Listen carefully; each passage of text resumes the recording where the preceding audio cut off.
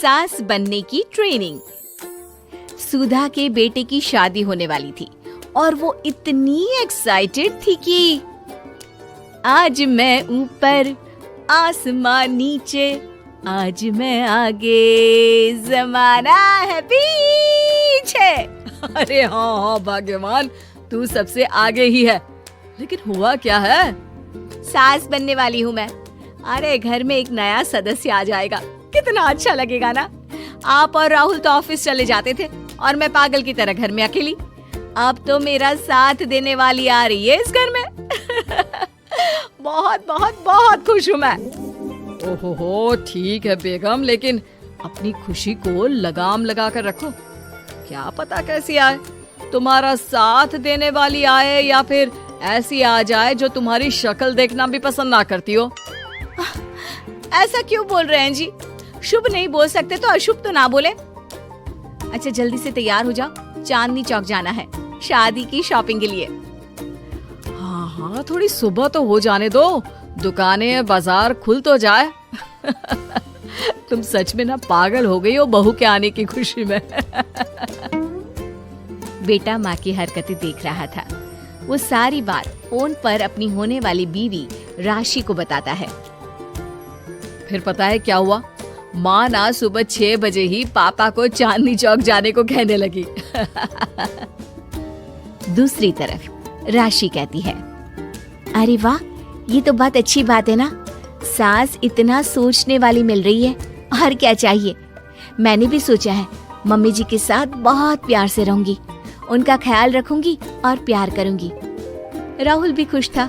लेकिन बाजार में सुधा जी और उनके पति को एक अजीब सी दुकान दिखती है जिसके बाहर लिखा होता है, हमारे यहाँ सास बनने की ट्रेनिंग दी जाती है।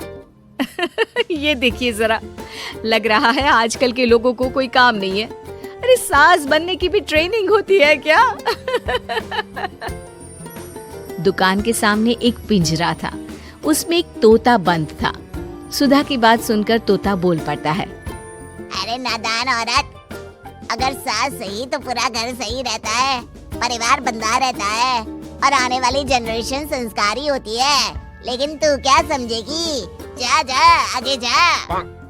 ओए, तोते बड़ा बोल रहा है, क्यों आगे जाऊं? मैं नहीं जा रही। देखा देखा, तेरे जैसी औरत को तो सास बनने की ट्रेनिंग लेनी ही चाहिए। निकाल 1000 रुपये और जान दर, नहीं तो पूरी जिंदगी रोती रहेगी।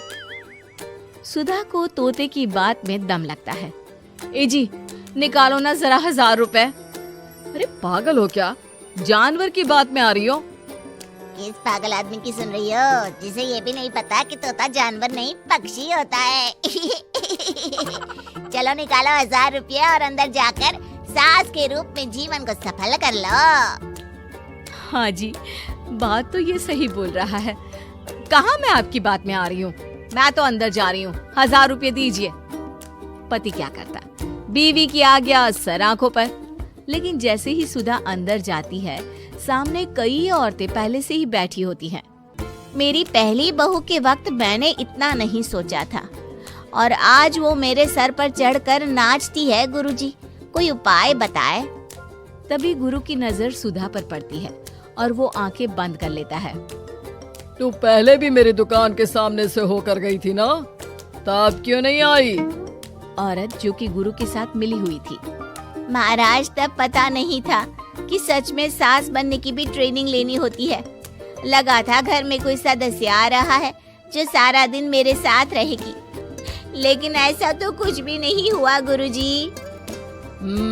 चल फिर पैकेज लेकर 20,000 वाला कल से आ जाना। जी महाराज, गुरुजी की जय हो। वो औरत भी सुधा को देखती है और कहती है, सही जगह आई हो बहन। 10-20 हजार का मुंह नहीं देखना भाई, बस घर बस जाए तो सोचो गंगा नहा ली। बहुत कमा लेंगे अगर परिवार एक रहा, नहीं तो बुढ़ापा वृद्धाश्रम में बिताओ। सुधा डर जाती है। वो गुरु के पास जाती है और उन्हें पैसे देती है। देखो, एक मंत्र गांठ बांध लो कि कभी भी बहू को बेटी ना समझना। जितना दबा कर पहले दिन से रखोगी, धीरे धीरे प्यार दोगी तो मान रखेगी, नहीं तो। ना जी ना गुरुजी, समझ गई। अरे भला हो भगवान का जो आपसे मिला दिया, नहीं तो मैं। हाँ हाँ, आगे बढ़ते जाए, पीछे और भी लोग हैं, सबको मौका दे। सुधा घर आ जाती है। राशि शादी करके घर आती है तो दिमाग में सास की वही छवि होती है जो राहुल ने दिखाई थी। देखो राशि, मैंने काम वाली हटा दी है। वो क्या है ना, 2000 महीने लेती थी, यानी कि 24,000 साल का, और 5 साल में उसे जोड़ो तो 1,20,000 रुपए। माँ जी, और 10 साल जोड़े तो? तभी राहुल आ जाता है। अरे बस बस, इतना मत जोड़ो, फिलहाल भूख लगी है, कुछ खाने को दो। अरे पर बर्तन तो गंदे हैं ना, काम वाली तो आई नहीं, फिर बर्तन कौन धोएगा? अरे कौन धोएगा मतलब? तू धोएगी? मैं? ठीक है, मैं धो लेती हूँ। धो कर देती हूँ, आप खाना बना ले। अरे खाना भी तू ही बनाएगी? ये क्या बात होती है माँ? क्या हो गया तुझे? कल तक तो कुछ और ही बोल रही थी। लेकिन सुधा का व्यवहार सुधरने का नाम ही नहीं ले रहा था। बहू और बेटा ससुर से बात करते हैं। पिताजी, क्या हो गया है माँ जी को? वो क्यों ऐसे व्यवहार कर रही है जैसे मैं कोई नौकरानी हूँ?